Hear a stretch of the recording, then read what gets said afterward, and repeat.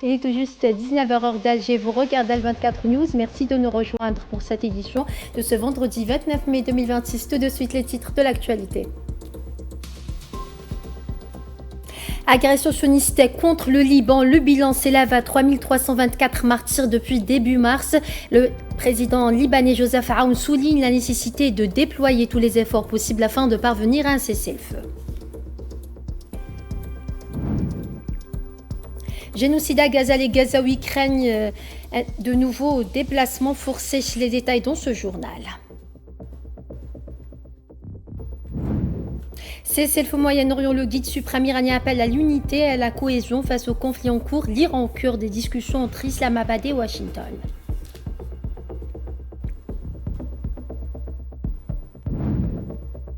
Et puis, la République démocratique du Congo fait face à une nouvelle flambée d'Ebola, une épidémie jugée très complexe par le chef de l'OMS.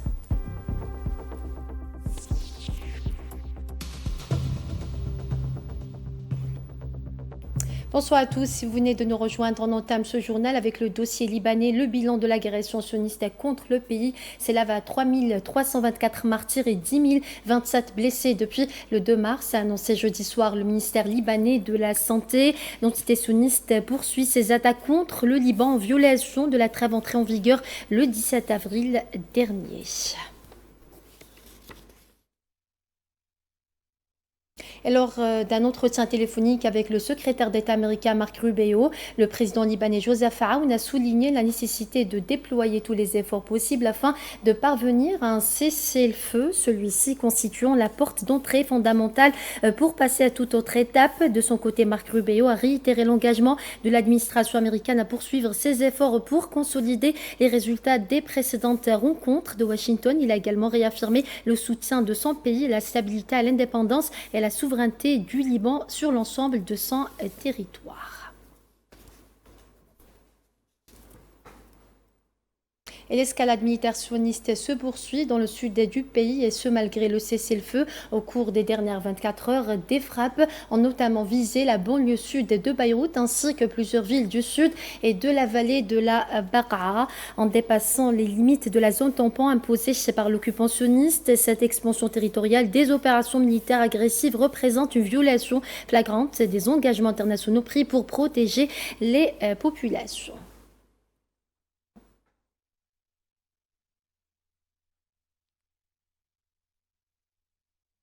11 enfants ont été tués ou blessés en moyenne toutes les 24 heures au Liban au cours de la semaine dernière, a annoncé vendredi 29 mai l'Agence des Nations Unies pour l'enfance, alors que l'entité sioniste a étendu ses frappes à travers le pays.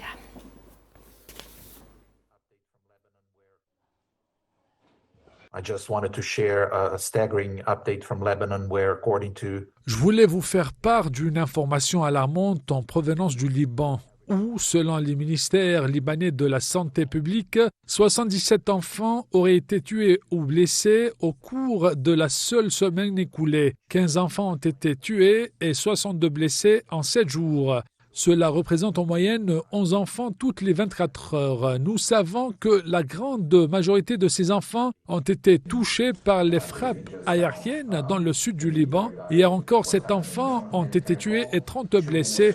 Un cessez-le-feu ou un feu moins intense depuis l'annonce du 17 avril. 55 enfants ont été tués et 212 blessés. Nous réitérons notre appel à toutes les parties pour qu'elles respectent pleinement le cessez-le-feu et se conforment en tout temps au droit international. En vertu du droit international humanitaire, les enfants et les infrastructures civiles doivent être protégés en permanence. Les organisations humanitaires doivent pouvoir accéder en toute sécurité rapidement et sans entrave à toutes les zones touchées, en particulier dans le sud du Liban, afin d'y acheminer une aide humanitaire.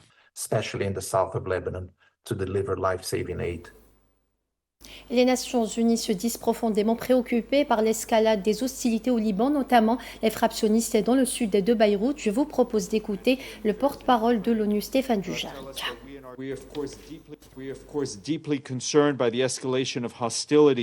Nous sommes bien entendu profondément préoccupés par l'escalade des hostilités dans ce pays. Nous sommes également très préoccupés par les frappes israéliennes menées aujourd'hui dans le sud de Beyrouth. Nous prenons note avec inquiétude de l'intensification des frappes aériennes israéliennes contre des cibles présumées du Hezbollah dans la zone d'opération de la, ainsi qu'au nord de fleuve Litani, notamment dans la vallée de la Beka, et des informations faisant état d'incursions terrestres des forces israéliennes au nord du fleuve Litani. Nous exhortons une nouvelle fois chacun à respecter le cessez-le-feu et à mettre fin à toute nouvelle attaque. Nous réaffirmons que les civils et les infrastructures civiles ne doivent pas être pris pour cible. Nous condamnons les pertes en vie civiles. Par ailleurs, la coordinatrice spéciale pour le Liban et le chef de la force de maintien de la paix au sud du Liban, le général de division, poursuivent leurs efforts après des parties pour les inciter à une désescalade immédiate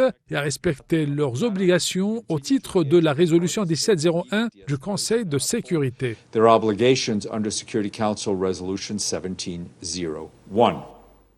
En Palestine occupée, le bilan de l'agression génocidaire sioniste contre la bande de Gaza en cours depuis le 7 octobre 2023 s'est alourdi à 72 819 martyrs et 172 894 blessés. Selon un nouveau bilan communiqué jeudi par les autorités sanitaires palestiniennes, les corps de 16 martyrs ainsi que 39 blessés ont été transférés vers les hôpitaux de Gaza au cours des dernières 48 heures, a indiqué la même source, notant que de nombreuses victimes se trouvent encore sous les décombres. Depuis l'entrée en vigueur du cessez-le-feu le 11 octobre dernier, 922 Palestiniens sont tombés en martyrs et 2786 autres ont été blessés, tandis que les corps de 781 martyrs ont été récupérés, a ajouté la même source.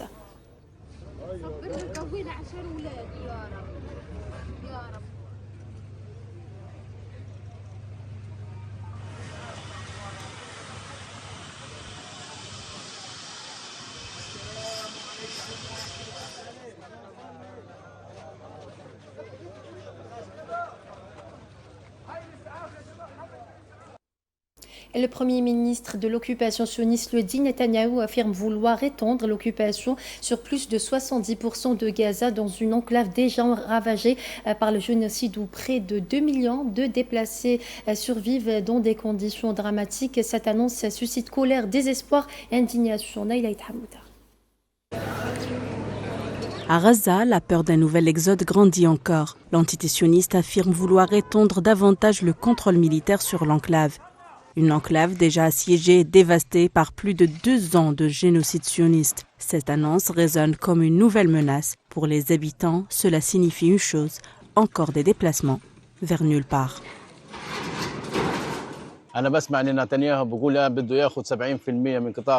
J'entends dire que Benyamin Netanyahou veut s'emparer de 70% dans la bande de Gaza. Reste-t-il quoi que ce soit à Gaza qui puisse conquérir?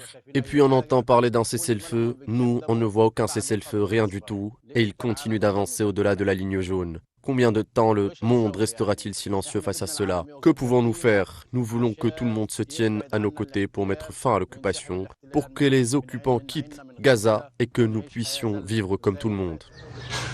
Dans les camps de fortune, beaucoup redoutent un déplacement forcé définitif. Les déclarations de certains responsables sionistes évoquant des migrations volontaires alimentent encore davantage les craintes de la population palestinienne.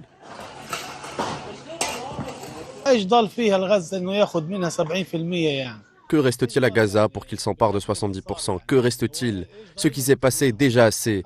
Que lui reste-t-il à Netanyahou? Assez. Qu'il nous laisse tranquilles, ça suffit. C'en est assez de ce que les gens voient.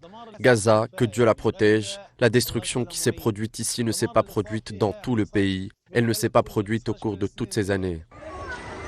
Le cessez-le-feu reste pour beaucoup un mot entendu à la radio, mais encore invisible sur le terrain. La population est désormais comprimée sur une infime bande côtière, sans eau, sans infrastructure, sans stabilité et avec une menace constante d'une nouvelle offensive.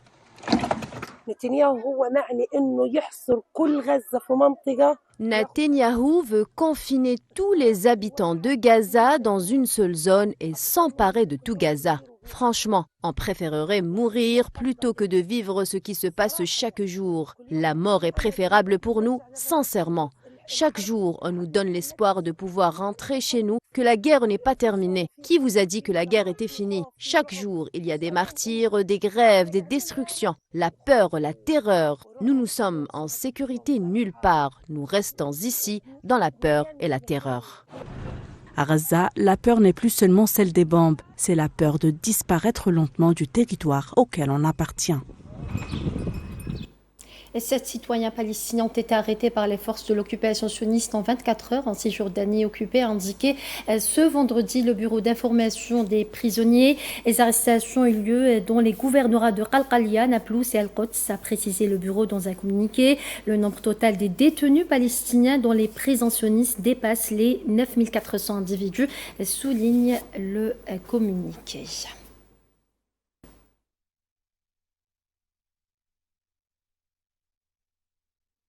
Et dans le dossier iranien de ce journal, le guide des suprêmes iraniens Mojtaba Khamenei a appelé jeudi 28 mai à l'unité et à la cohésion entre les Iraniens dans le contexte de la guerre américano-sioniste qui se poursuit contre le pays. Dans son message marquant l'anniversaire de la fondation du Parlement de la République islamique, Khamenei a déclaré que ce dernier est l'incarnation de la nation, un pilier essentiel de la législation en République islamique. Il a remercié les membres du Parlement et en particulier le président de l'Assemblée, Mohamed Bagher Kalibaf, pour leurs efforts en faveur du développement du pays.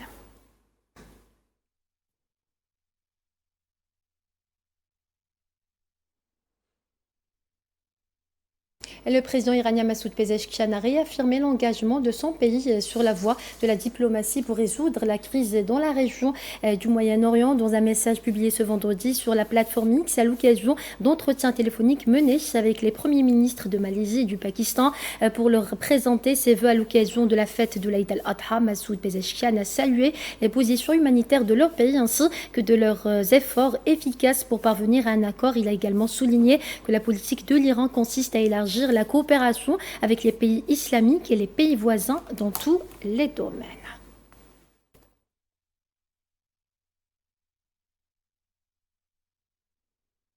Et le président américain Donald Trump menace de prendre ce qu'il qualifie de décision finale concernant l'Iran, et ce depuis la salle de crise à la Maison-Blanche. La partie iranienne estime quant à elle que les positions américaines contradictoires ne permettent pas de conclure un accord. Safwan Ben Sabri. Donald Trump monte au créneau et menace directement l'Iran dans son dernier message posté sur son réseau social. Il exige l'ouverture immédiate du détroit d'Ormuz, entre autres. L'Iran doit accepter de ne jamais posséder d'armes nucléaires ni de bombes atomiques. Le détroit d'Ormuz doit être immédiatement rouvert sans péage pour permettre un trafic maritime sans restriction dans les deux sens. Je vais avoir une réunion maintenant dans la Situation Room pour prendre une décision finale. La Situation Room, ou la salle de crise en français, est réservée aux situations aux circonstances extrêmement sensibles. Mais avant cette sortie de Donald Trump, l'Iran avait fustigé les demandes excessives ainsi que les positions changeantes et contradictoires des États-Unis. Selon le chef de la diplomatie iranienne, pour parvenir à un accord final, il faudrait un changement dans l'attitude de la partie américaine. So the most important issue right now is the question of trust. We cannot trust Americans at all. Un protocole d'accord est déjà sur la table des négociations, mais il ne règle pas la question du nucléaire iranien, laissé pour une date ultérieure. Le protocole constitue pour l'heure la seule base exploitable pour un éventuel accord final. Le document ne semble arranger ni l'Iran ni les États-Unis, ayant pour conséquence l'impatience du président américain. Et le corps des gardiens de la révolution islamique a annoncé ce vendredi avoir autorisé le passage de 24 navires par le détroit d'Ormuz au cours des dernières 24 heures en coordination avec les forces armées et le ministère iranien des Affaires étrangères.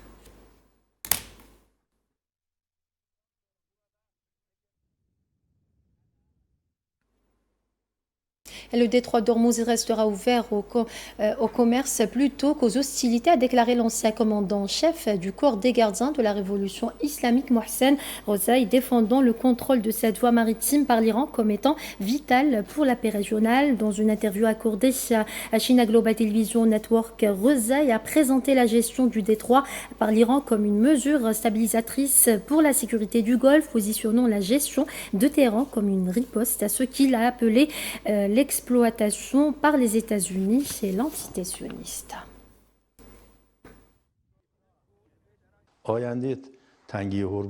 L'avenir du détroit d'Ormuz est entièrement dédié au commerce et au développement. Cependant, notre préoccupation majeure est la sécurité du golfe Persique et du détroit d'Ormuz, car son ouverture a été maintes fois exploitée par les États-Unis et l'entité sioniste. Par conséquent, la question du détroit d'Ormuz ne relève pas des exigences excessives de l'Iran. Il s'agit de sécurité et de paix dans le golfe Persique. C'est pourquoi nous prenons très au sérieux notre contrôle sur cette zone. Le détroit d'Ormuz est fermé aux incursions militaires, à l'insécurité et à l'exploitation par les puissances internationales. Mais il demeure ouvert au commerce, notamment pour nos amis qui, nous en sommes certains, ne recherchent que la coopération économique et le commerce. Par ailleurs, l'ancien commandant-chef du corps des gardiens de la révolution islamique, Mohsen Rozaï, a déclaré que les États-Unis et l'entité sioniste cherchent tous deux à redessiner la carte du Moyen-Orient en faisant tomber l'Iran.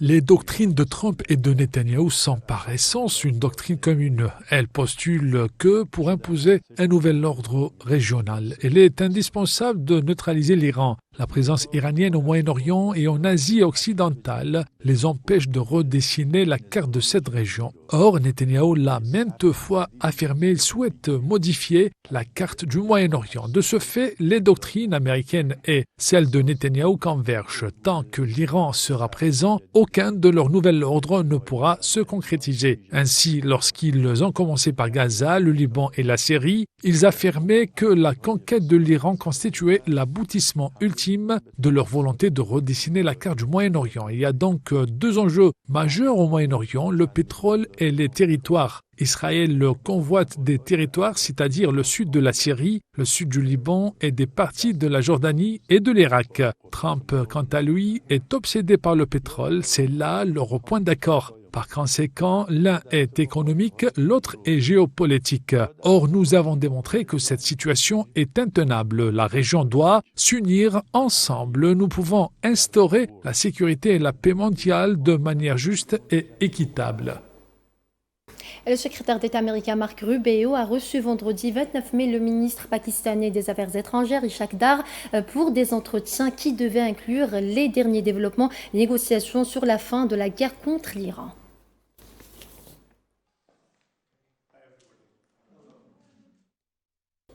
Autre information de ce journal, la République démocratique du Congo intensifie sa riposte face à une épidémie d'Ebola en progression rapide, qualifiée de très complexe par le directeur général de l'Organisation mondiale de la santé, Tedros Adhanom Ghebreyesus, arrivé jeudi soir à Kinshasa, capitale de la RDC.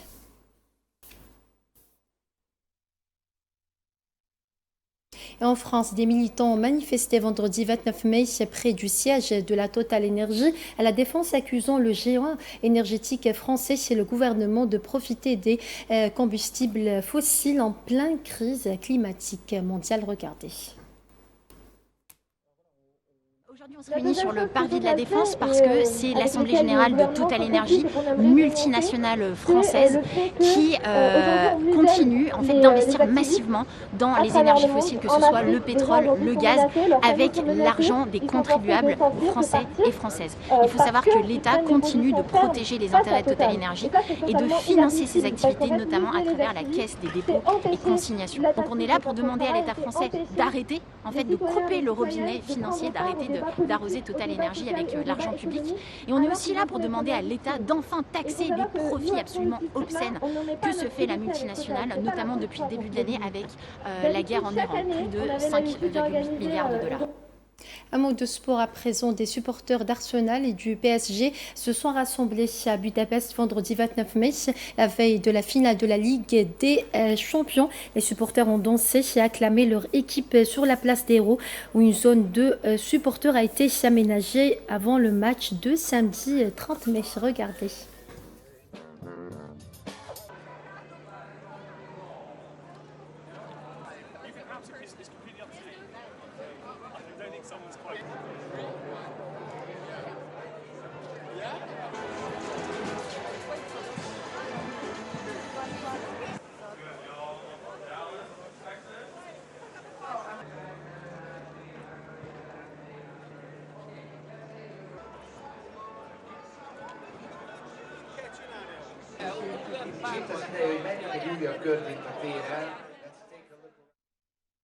Et sur les cours de tennis, elle ne se contente plus de gagner des matchs, elle impose aussi leur identité. Coco Gauff et Naomi Osaka incarnent en effet une nouvelle ère du tennis féminin au-delà de leur palmarès impressionnant. Toutes deux utilisent leur notoriété mondiale pour revendiquer fièrement leur héritage et défendre des causes qui leur tiennent à cœur. C'est un sujet signé Imen Meret. À Roland-Garros, les regards ne se tournent plus uniquement vers les performances sportives. Cette année encore, deux joueuses imposent leur présence bien au-delà des cours, Coco Gauff et Naomi Osaka. Deux stars du tennis mondial, mais surtout deux figures d'une nouvelle génération qui revendiquent pleinement leur identité. À seulement 22 ans, Coco Gauff incarne cette jeunesse qui refuse les anciens codes du tennis. À Roland-Garros, ses tresses, ses cheveux naturels et son style deviennent un symbole fort dans un sport longtemps dominé par des standards très conservateurs. Chaque apparition de l'américaine porte un message, celui de la représentation. Montrer aux jeunes filles qu'il est possible de réussir sans renoncer à leur culture. Mais derrière le style, le combat est plus profond. Ces deux championnes veulent changer la représentation dans le sport mondial. Après les sœurs Williams, une nouvelle génération prend la parole et impose ses propres références. À Roland-Garros, Coco Gauff et Naomi Osaka ne jouent donc pas seulement pour un titre, elles jouent aussi pour une visibilité, une identité. Et voilà, c'est ainsi que s'achève ce journal. Merci à vous de votre fidélité. Excellente suite des programmes sur L24 News et à très bientôt.